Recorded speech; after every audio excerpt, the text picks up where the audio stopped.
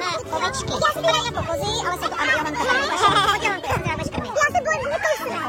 Ani jenom zajímavé, ale se to potřebujeme, já se nejsem a tam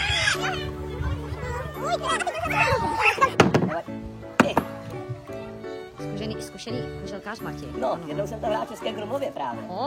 Že se to musí ze zadu outrat. Tak. Běžte si do kránku, jestli chcete. Tak Tak co Davídku? a můžeme dát tuhle 20, když jsme byli tam, můžeme už jít tam? Jo, se vystřídáte hezky. Tak, tady nás čeká ještě pohádková stodola, Johanka si nějakou mňamku dala. Vzpomíná.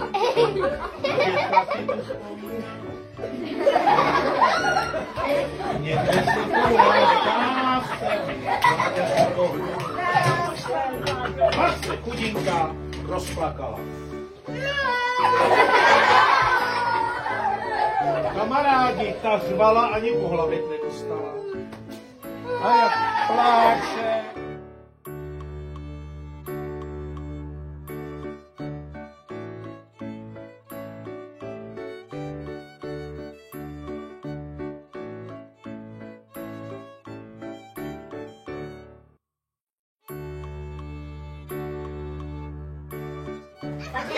Ne, ty, já tam radši nařízu. Já tě držím velblouda za moc, jo? Hele, mám metra, do jasně. To o tobě všichni dělají.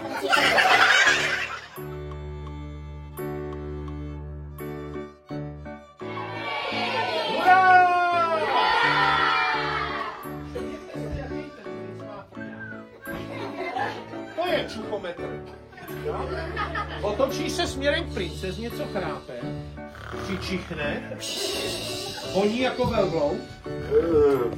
Ano. Trochu. Velbloudu máš dost, tak slez. Jo, a je děračí dům. Ano. Protože dalšího velblouda doma nepotřebuje. Tak, pozor, jo. To bude. Hele, pozor.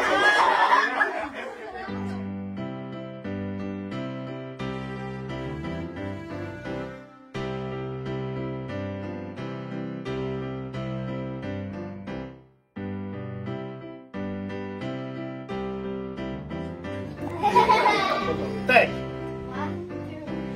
Rock and roll.